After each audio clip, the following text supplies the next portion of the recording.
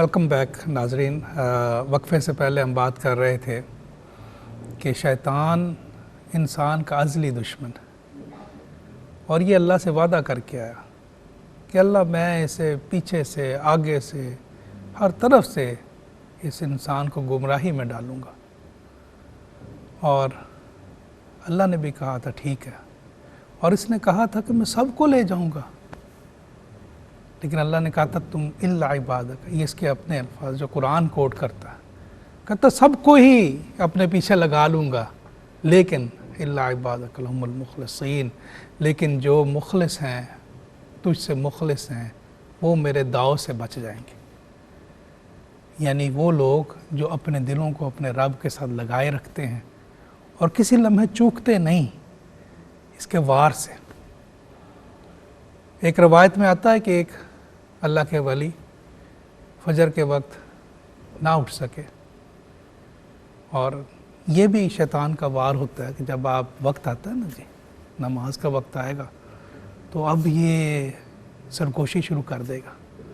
وہ بھی ابھی تو شروع ہوا وقت، آدھے گھنٹے بعد پڑھ لینا، 10 منٹ بعد پڑھ لینا، وہ تھکے ہوئے وہ ذرا تھوڑا آرام کر لو، آدھے گھنٹے بعد اٹھ جانا، گھنٹے بعد اٹھ جانا. اور بندہ اگر مسجد میں نماز پڑھنے کا عادی ہوگا گھر میں جماعت کرا لینا، اسے مسجد سے گھر میں لائے گا، گھر میں ہوگا تو اس میں کسل دے گا، اچھا تھوڑی دیر بعد پڑھ لینا. فوت ہو گئی چلو قضا پڑھ لینا شام کو، پھر قضا ہی پہ چھوٹ جاتی. تو ان سے فجر کی نماز قضا ہوئی، دیر سے اٹھے، بہت روئے کہ یا اللہ یہ میں نے کیا کیا، یہ میں نے کیا انعام تیرا انعام سے محروم ہو گیا. میں سارا دن روتے رہے اس دکھ میں کہ آج فجر نہیں پڑھ سکا. اگلی رات سوئے ہوئے تھے، فجر کا وقت ہوا، ایک صاحب آئے، انہوں نے اٹھایا، اٹھو بھئی فجر کا ٹائم ہو گیا، فجر کا وقت ہو گیا. کہنے لگے تم تو میرے محسن ہو بھئی. کون ہو؟ میں شیطان ملعون. کیوں اٹھایا؟ کیونکہ کل تم نے اتنی توبہ کی اللہ سے، اتنی گریہ زاری کی اللہ سے، اللہ نے اتنا انعام و کرام دے دیا، میں نے کہا چلو تم نماز ہی پڑھ لو. یعنی کہ ہر طرف شیطان ایک ایسا سودا کرے گا جس میں اس کو فائدہ ہی فائدہ ہو اور ہمیں نقصان ہی نقصان ہو. اور اس کا کام یہ ہے کہ ہمارے اندر ہمارے نفس کی خواہش کو جگانا. مثال کے طور پہ انسان ہے، باہر نکلتے ہیں، آپ نے ساتھ والا گھر دیکھا، بڑا خوبصورت گھر ہے، ایک نظر پڑی گھر کے اوپر، اب اس گھر کی محبت دل میں ڈالنا، یہ گھر تمہارا نہ ہو، ہاں جی یہ تو بڑا خوبصورت گھر ہے، ایک ایسا گھر میرا بھی ہونا چاہیے. اب یہ محبت کی شدت دیتے چلے جانا، نفس کو ابھارنا، اب نفس کی اندر انگڑائیاں شروع ہو جاتی ہیں اور خواہشیں تیز تر ہوتی چلی جاتی ہیں. خواہش محبت میں، محبت حرص میں تبدیل ہو جاتی ہے، اور جب بندہ حرص میں آ جاتا ہے تو وہ پھر اس چیز کو پانے کے لیے کوئی بھی طریقہ لگاتے ہوئے چوکتا نہیں.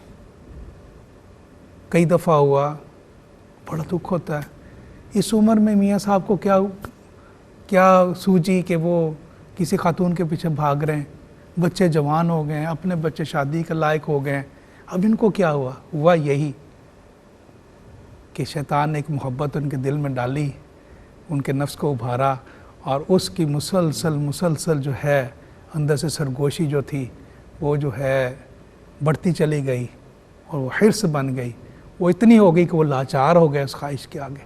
اب ساری دنیا کہہ رہی کہ آپ کو کیا ہو گیا، آپ کے تو بچے جوان ہیں، آپ کس کے پیچھے دوڑے پھر رہے ہیں. نہیں سمجھ آ رہی، بال سفید ہو گئے، نہیں سمجھ آ رہی. شیطان نے ایسے مت مار دی کہ انسان جو ہے لاچار کھلونا بن کے اس کے ہاتھ میں کھیل رہا ہے. اور ناظرین ہوتا یہ ہے وہ ایسا ملعون ہے، آپ کو آخری دم تک نہیں چھوڑے گا. یہ نہیں کہ وہ اس نے آپ کو گناہ پہ لگا دیا، اب وہ خوش ہو خرم ہو کے آرام سے سائڈ پہ بیٹھ جائے گا، بھئی یہ تو بندہ لگ گیا تھا. نہیں، اسے یہ ہوتا ہے کہ کسی طرح اسے توبہ کی توفیق نصیب نہ ہو جائے، کسی طرح اپنے رب کی طرف متوجہ نہ ہو جائے، آخری سانس تک جب تک کہ آخری سانس نہیں نکلتا تب تک یہ آپ کے سراہنے رہتا. ایک اللہ کے ولی، ان کا تذکرہ ملتا ہے، جب دنیا سے جانے لگے تو وہ اپنے مرید سے کہنے لگے، فرمانے لگے کہ بھائی اگر تو خاتمہ ایمان پہ ہوا تو میں تمہارا ہاتھ دبا دوں گا زور سے. یعنی کہ اس ملعون نے مجھے میرا ایمان سلامت لے جانے دیا تو میں ہاتھ دبا دوں گا، تو میرے جنازے پہ شرینی بانٹنا، کیونکہ ایمان کے ساتھ اللہ سبحانہ و تعالیٰ کی طرف لوٹ کے جانا یہی تو سب سے بڑی کامیابی ہے. اور ایسے ہی ہوا، جب آخری وقت آیا تو انہوں نے اپنے مرید کا ہاتھ زور سے دبا دیا اور دنیا سے تشریف لے گئے. اور ان کے جنازے پہ آتا ہے روایات میں کہ ان کے جو شاگرد تھے انہوں نے شرینی تقسیم کی کہ اللہ نے ان کو ایمان کی حالت میں لے گئے. کوئی لمحہ نہیں پتہ چلتا. امام راضی رحمۃ اللہ علیہ بہت بڑے اپنے وقت کے امام نام. ایک دفعہ ان کا نجم الدین کبریٰ کے آمنا سامنا ہوا، درویش تھے، ان کے حلقہ ارادت میں آ گئے. اور ہوا کیا کہ آخری وقت آ گیا. اب توحید کے اوپر ہی تو امام راضی کے دلائل تھے، اور شیطان اب سرانے آ کھڑا ہوا. آپ نے پوچھنے لگا، سوال پوچھنے لگا توحید کے اوپر دلائل. اب وہ دلیل دیں، شیطان سے بڑا کون عالم. وہ اپنے علم سے رد کرے، سوال کرے، آپ جواب دیں، وہ جواب کو علم کے اوپر رد کر دے. قریب تھا کہ ان کا ایمان ڈول جاتا اور اس حالت میں دنیا سے تشریف لے جاتے. ان کے شیخ کو اللہ سبحانہ وتعالیٰ نے غیب سے اس چیز کی اطلاع دی، اور غیب سے ان کو آواز آئی اپنے شیخ کی کہ راضی اس مردود کو کہہ کہ میں نے بغیر دلیل اپنے رب کو مانا. انہوں نے لا حول ولا قوت الا باللہ پڑھا اور کہا میں نے اپنے رب کو بغیر دلیل کے مانا. ایمان کے ساتھ دنیا سے تشریف لے گا. ناظرین، ہر لمحے میاں بیوی ہیں آپ گئے، کوئی اچھی بات سنی کسی جگہ، یا کسی جگہ عبادت کے لیے گئے، یا کوئی ایسی محفل میں گئے. اب کیا ہے، گھر آئیں گے، شیطان کو چھوٹی سی بات آپ کے درمیان کرائے گا کہ آپ کے اندر تو تکار ہو جائے گی، جھگڑا ہو جائے گا. وہ جو چیز، وہ جو علم، یا وہ کسی عالم کی آپ بات سننے گئے تھے، وہ علم حاصل کرنے گئے تھے، وہ علم ایک سائڈ پہ رہ جائے گا. اس کے فیوز و برکات ایک سائڈ پہ رہ جائیں گے، ایک طرف رہ جائیں گے، اور پھر وہی کیونکہ آپس میں جھگڑ جو پڑے. حدیث میں آتا ہے کہ شیطان اپنے چیلوں کو چھوڑ دیتا ہے کہ بھئی ان کو گمراہی پہ لگاؤ، انسان کو سیدھے رستے پہ نہ. اور وہ پھر آ کے اس کو اپنی رپورٹیں پیش کرتے ہیں کہ آج ہم نے یہ گناہ کروایا، آج ہم نے اس سے یہ گناہ کروایا، آج ہم نے اس سے یہ گناہ کرایا. اور ایک چیلا اسے آگے کہتا ہے کہ آج میں نے میاں بیوی کے درمیان جدائی ڈلوا دی، جھگڑا کروا دیا ان میں. اس پہ وہ کہتا اس نے سب سے بہترین کام اس چیلے نے کیا. کیوں؟ ناظرین، آپ دو میاں بیوی نہیں، آپ ایک نسل ہے. آپ ایک نسل ہے، آپ سے آگے نسل چلنی ہے. اور اگر آپ کے اندر اتفاق نہیں، آپ نے گھر توڑ دیا، تو آگے بچے جو ہیں وہ کون سے ایمان والے ہوں گے. معاشرے میں افراتفری اگر پیدا کرنی ہے، معاشرے میں اگر آپ برائی آپ پروان چڑھانا چاہتے ہیں، معاشرے کے اندر اگر آپ چاہتے ہیں کہ بے سکونی آئے، معاشرے میں چاہتے ہیں کہ جرائم بڑھ جائیں، معاشرے میں چاہتے ہیں کہ قانون نام کی چیز نہ رہے، تو آپ کیا کریں؟ آپ یہ جو نظام ہے نا ہمارا، اللہ نے اتنا خوبصورت بنایا ہوا خاندانی نظام، میاں بیوی کا رہنا، اس کو توڑ دیں، تباہ و برباد کر دیں اس نظام کو، خاندانی نظام کو، میاں بیوی کو. کیا ہوگا؟ کیا ہوگا پھر؟ معذور بچے ہوں گے، ایسے بچے ہوں گے. ظاہر ہے جب گھر ٹوٹتے ہیں تو اس کے اثرات کئی نسلوں تک جاتے ہیں. تو شیطان کی پوری کوشش ہوتی ہے کہ گھروں میں جو ہے نا جھگڑے، گھروں میں لڑائیاں، گھروں میں فساد، چھوٹی چھوٹی بات، بہت چھوٹی سی بات، اگر آپ اس پہ صرف نظر کر جائیں تو کوئی ایسی بڑی بات نہیں. لیکن کیا ہے، شیطان آپ کے اندر تکبر، آپ نے یہ بات کیوں کہہ دی، یہ کیوں کہا، سلام کیوں نہیں کیا، حتیٰ کہ میری والدہ کو کیوں نہیں سلام کیا، میرے والد صاحب آئے تھے آپ نے ان کے ساتھ ہنس کے مسکرا کے بات کیوں نہیں کی. اتنے چھوٹے موضوع، اتنی چھوٹی باتیں، اس پہ بحث اور پھر جھگڑے. تو ناظرین، یہ شیطان کی تو ہے ہی ڈیوٹی یہ. اور انسان کیا کرے، انسان اپنے رحمان کی طرف متوجہ ہو. بے شک انسان خطا کا پتلا ہے. کوئی بھی انسان معصیت سے اوپر نہیں. ہر انسان کہیں نہ کہیں کوئی نہ کوئی گناہ ضرور کر بیٹھتا ہے. تو کیا کرے؟ پھر وہ یہ کرے کہ فوراً سے پہلے اپنے رب کی طرف متوجہ ہو جائے. فوراً سے پہلے دیری نہ کرے، فوراً سے پہلے اپنے رب کی طرف متوجہ ہو جائے. متوجہ کیسے ہو؟ معافی مانگے، اللہ سے معافی مانگے، اللہ سے توبہ کی طلب کرے. اور توبہ کا طلب کرنا یہ ہر مسلمان کے اوپر واجب ہے. قرآن کہتا ہے کہ تمہارے اوپر یہ واجب ہے. وَتُوبُوا إِلَى اللَّهِ جَمِيعًا أَيُّهَا الْمُؤْمِنُونَ لَعَلَّكُمْ تُفْلِحُونَ. تمام مومنوں، تم اللہ سے معافی مانگو اپنے گناہوں کی تاکہ تم فلاح پاؤ، تاکہ تمہیں اللہ سبحانہ وتعالی معاف فرما دیں اور تم فلاح پا لو. یہ ہے توبہ، اپنے رب کو منانا. بڑا خوبصورت بات ہے. گناہ ہو گیا، اب کیا کریں؟ کیا اور گناہ کریں؟ گناہ ہو گیا، اب کیا کریں؟ اور گناہ ایک ایسی چیز ہے ناظرین کہ یہ آپ کو اپنے رب کی رحمت سے دور لے جاتی ہے، دل کو سخت کر دیتی ہے. کَلَّا بَلْ رَانَ عَلَىٰ قُلُوبِهِمْ مَا كَانُوا يَكْسِبُونَ. ان کے دلوں پہ زنگ لگ گیا تھا. کیوں؟ برے عمل کر کر کے ان کے دل زنگ آلود ہو گئے. ایمان نکل گیا. جیسے میں پہلے بات کر رہا تھا کہ جب انسان گناہ کرتا ہے تو اس وقت وہ اپنے رب کو بھولا بیٹھا ہوتا ہے، اپنے رب کو بھولا بیٹھا ہوتا ہے. اور اگر وہ اس عمل کو بڑھاتا چلا جاتا ہے تو پھر اپنے رب سے جو تعلق ہے وہ ٹوٹتے تعلق اتنا دور چلا جاتا ہے کہ وہ تعلق ہی ٹوٹ جاتا ہے. تو پھر گناہ پہ خوش رہنا، گناہ ہو گیا اس پہ مطمئن رہنا، یہ مومن کی شان نہیں، یہ مومن کی شان نہیں.